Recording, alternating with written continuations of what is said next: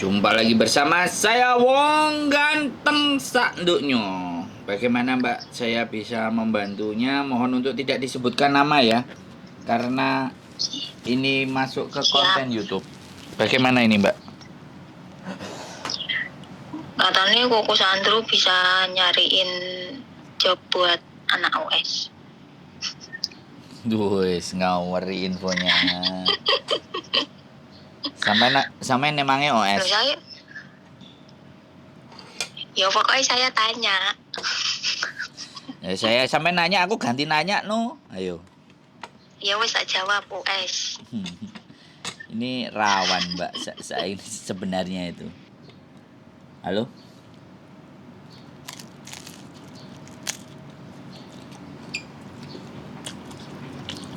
Nggak habis ngomong. Kok mati Mbak?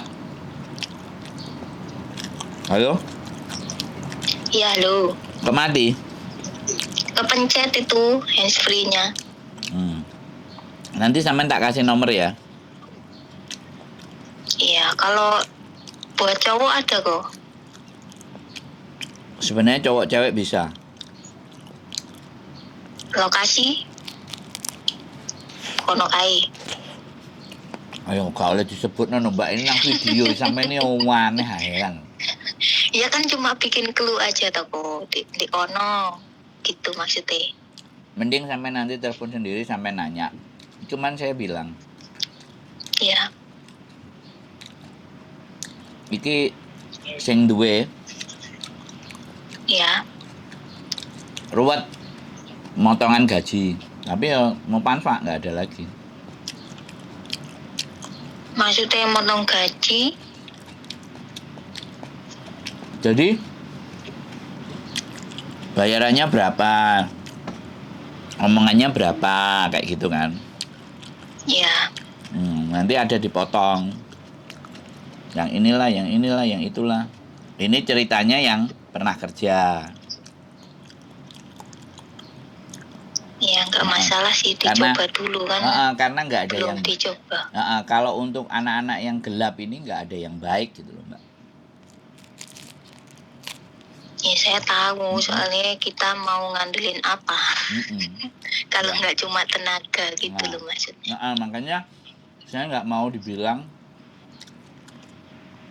maklare OS gitu. Saya pun nggak ada yang bilang gitu kok. soalnya saya juga nggak dapat apa-apa. Saya tuh cuman kadang-kadang melihat mereka memutuskan sesuatu hidupnya, terus nggak ada uang, kiriman di Indonesia juga nunggu. Itu yang membuat saya kadang-kadang. Maaf ini aku sedikit cerita ya kok ya. Boleh. Waktu ini kan ada ya kenal lah temen. Dia kan nyari kerja di Makau ya. Habis itu nunggu itu lama, pokoknya lama banget. Itu kan pakai biaya mandiri ya gue ya.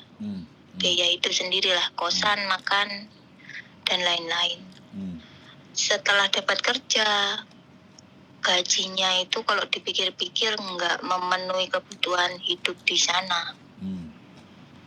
Nah kalau kayak gitu maksudku kerja ngejar apa? Judulnya aja di luar negeri, tapi kalau nggak ada sisa minimal sisa moyong lah.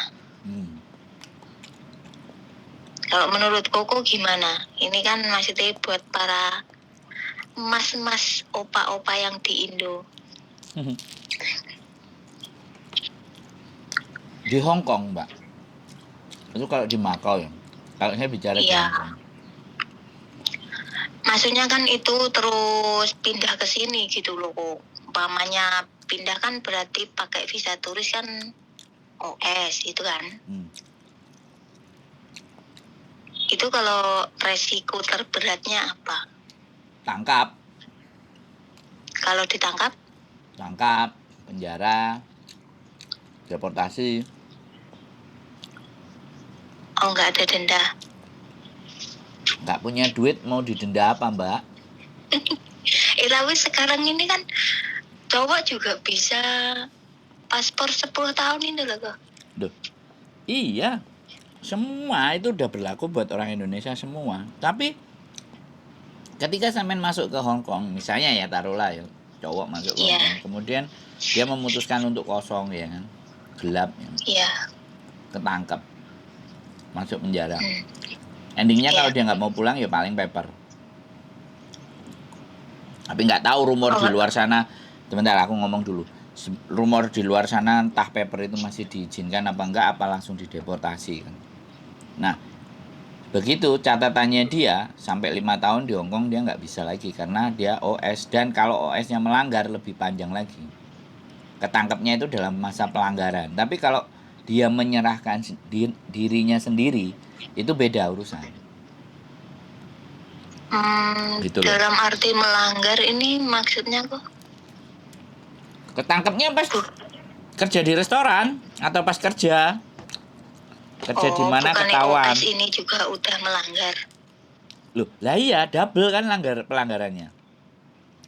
Oh, bener gitu. Gak? Tapi kalau menyerahkan diri lebih ringan. Kalau menyerahkan diri kan pelanggarannya hanya pelanggaran administrasi ketahuannya. Ini sebenarnya ya, omongan kita itu sangat pinggir jurang. Saya nggak tahu nih mau saya apa enggak. Aku mikir lagi kalau yang ini gitu. Jadi bukan buat sampean, buat sampean kan nggak terlihat. Yang terlihat kan saya nih. Intinya aku bisa dianggap di konten ini ngajarin orang gitu. Paham nggak? Ngajarin orang untuk melakukan salah. Nah, makanya di sini saya garis bawahi ya. Kita nggak ngajarin, kita diskusi, dan kita sekali lagi saya garis bawah, saya tidak menyarankan. Saya sangat tidak menyarankan, tak ulang-ulang berkali-kali. Tapi yang telepon saya ini kan sudah masuk bleng gitu loh, ngerti kan? Iya. Sudah kejadian dan tanya ke saya ya saya jawab. Jadi sepengalaman saya di Hong Kong, pekerjaan itu banyak sekali dan ada duitnya dan bisa buat hidup dan bisa buat bangun rumah dan bisa buat mulain anaknya, meskipun itu tidak resmi. Tapi ya penuh dengan risiko. Tapi maksud saya ada jangka waktu tertentu nggak? Maksudnya umpamanya 5 tahun OS, kalau menyerahkan diri kan lama gitu loh, maksudnya loh. Nah, ini mempengaruhi nggak lama enggaknya OS-nya ini loh? Saya belum bisa jawab karena saya baru nganterin kemarin yang 6 tahun. Dan dia sekarang di luar. Habis laporan dia di luar, nanti tanggal berapa dia datang lagi. Nanti dia mau buka cerita kalau sudah pulang, mau diceritain semua prosesnya. Jadi gini Mbak, saya menginformasikan sesuatu kalau tidak berdasarkan bukti atau pengalaman, saya nggak berani ngomong, benar nggak? Konten-konten saya kan, konten-konten saya kan mesti orang yang ngomong sendiri. Iya. Itu saya validitas. Jadi biar apa yang saya sampaikan itu valid. Kalau enggak saya nggak berani ngomong. Saya beda sama YouTuber yang lain. Berita comot kiri kanan atas bawah, yang nggak tahu benar apa enggak, validnya apa enggak. Tapi berdasarkan pemikiran mereka sendiri. Kalau saya nggak mau begitu, saya mau ketika saya ngomong itu ada yang mengalami.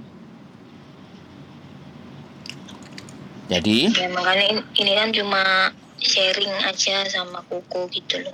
Makanya saya belum bisa ngomong itu sampai nanti akhirnya video saya muncul. Saya bukan nyari view ya. Ini ya kok. Kasih nomornya ke saya, nanti saya tak hubungin sendiri. Iya, nanti ngomong sendiri, telepon sendiri. Ya sekali lagi ya. Jangan berharap kalau ada cowok mau ke sini dan kosong. Saya sangat tidak merekomendasikan, saya tidak menyarankan. Tapi kalau saya ditanya, apakah pekerjaan di Hong Kong itu banyak? Banyak sekali. Banyak. Iya.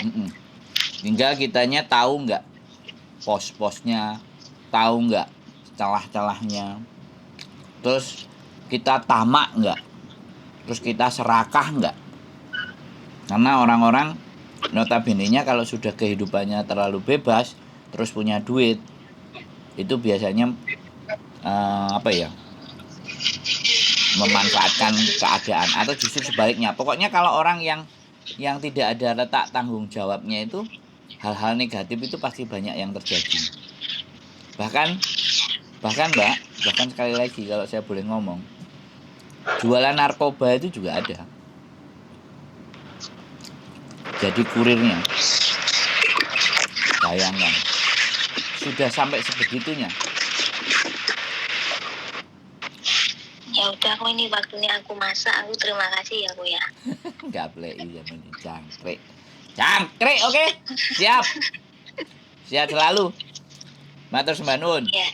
Ya, Ini assalamualaikum. matur suwun ku, sehat-sehat buat Koko. Siap, nanti tak kirimin nomornya. Oke, bye.